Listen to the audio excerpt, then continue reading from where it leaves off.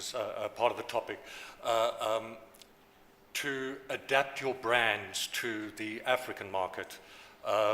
The cookie cutter model from the US to Europe to other developed countries doesn't necessarily work here. The limited service, yes, one day, but with security being a concern, nobody wanting to go out of the hotel to go and eat, should you not be offering a second F&B outlet as an example?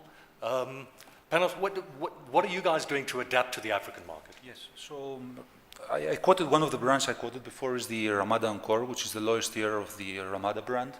And it's one of our, let's say, 2 cookie cutters, the Super 8 and the Ramada Encore.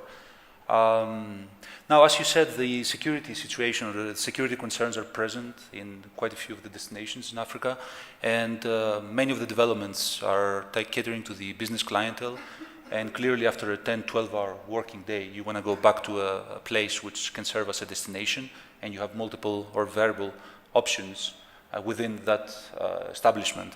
So, for example, the recently opened Ramada Encore in Dar es Salaam features a second restaurant, although the typical configuration is that we will only have one restaurant. So there's a rooftop restaurant with lovely views and basically designed exactly to cater to that specific need of providing a destination within the hotel with several options where people can actually stay after a very long day and enjoy. Okay, we're harping just on F&B as an example, but you know, Michael, HGI is a pretty prescriptive brand too.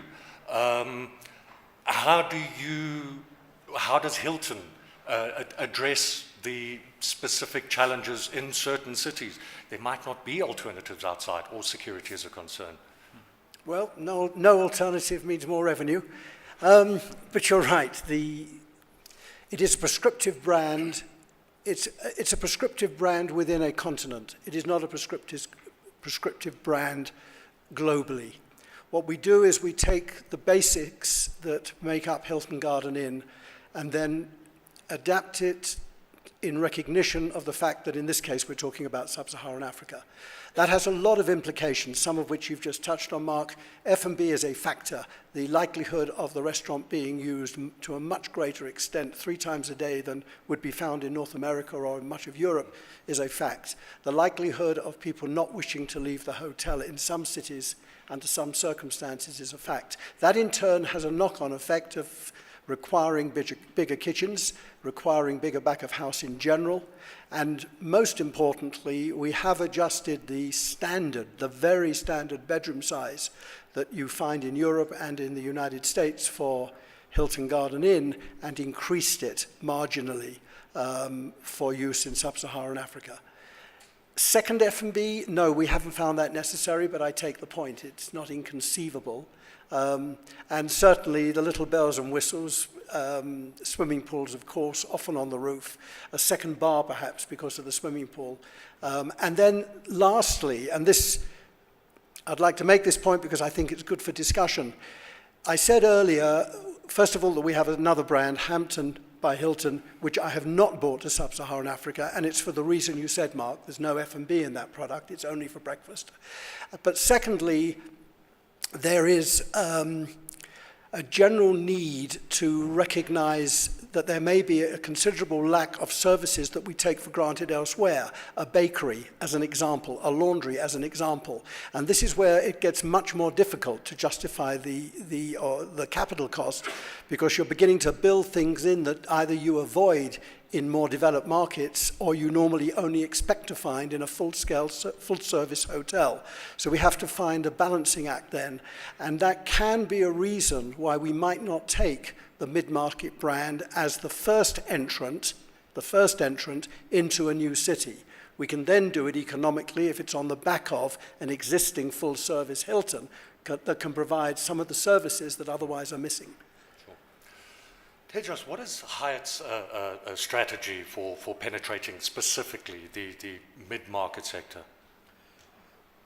I think our strategy specifically for the mid-market sector is consistent with our overall strategy in the region as well, is to be present in the gateway markets establish our base in these gateway markets, and then branch out to tier 2 markets or resort markets in those specific countries. And the reason we want to do this, and we want to be very clear about this, is to bring in efficiencies, not only in the product when we are sort of looking at construction or looking at operations of it, but also from a distribution point of view as well. We want to keep the costs efficient, because I mean, we've had multiple discussions on projects on tier 2 markets in a city or in a country where we don't even have presence in, but I don't think it's fair from a developer's perspective to make that to support that operations first, and for us to be able to support the functions there as well. So our strategy in that sense is pretty consistent. From a development and a technical perspective, Brian, are we saving time by building a mid-market hotel as opposed to a full-service hotel? We certainly are saving money. How efficient is it? And does the owner see his return sooner? You know, obviously with a mid-market hotel not having as many facilities, you would obviously save time. That would be far reduced. With regards to the owner's return, you know, some owners, whilst they are getting into a mid-market product, they tend to sort of stretch it a little bit with their requirements or their recommendations of the specifications. So that can lead to problems because, you know, as my colleagues have got different brands, they might have a particular specification for something, and the owner wants a higher specification, and it creeps into the next brand, but other things don't meet the brand. So it can lead to overruns in budgets, which then reduces the return on investment. So it can lead to problems financially and time, which is lost opportunities, again, financially affects you. Absolutely. Michael, it's still relatively early days for HGI, but can you give any statistics on mid-market? Clearly, you guys have done your research. What is the gap in terms of occupancy, and how would that compare to, for example, the luxury segment in Lagos, which is in the high 70s? I can't, well, first of all, I have to acknowledge I can't give hard and fast facts on the ground because we haven't yet opened a Hilton Garden Inn in Sub-Saharan Africa. I've got a number under construction, 2 in particular, one at Nairobi Airport, one at Abuja Airport in Nigeria, both of which are sort of in a race to see which one will finish first, but I'm pretty confident we're going to see one or the other open by the end of next year, so I'll begin to see the reality of placing this product in the marketplace. The other problem in answering your question, and it's not to dodge it, it's just a statement, is that most of the drivers in most of the major markets, stroke capital cities of sub-Saharan Africa, still enjoy rates and occupancies which are not natural. They enjoy the rate and the occupancy because demand exceeds supply dramatically. Lagos is a case in point.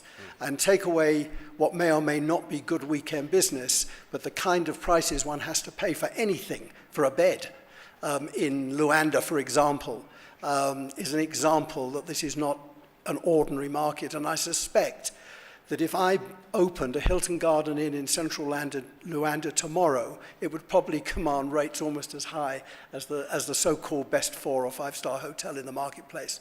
To try, however, to answer you a little more fully from research, it should, of course, reflect build costs and room rates and room revenue, which is pro rata to the capex cost of the product.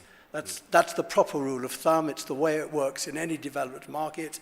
It reflects land price, it reflects availability, it reflects skill of marketing.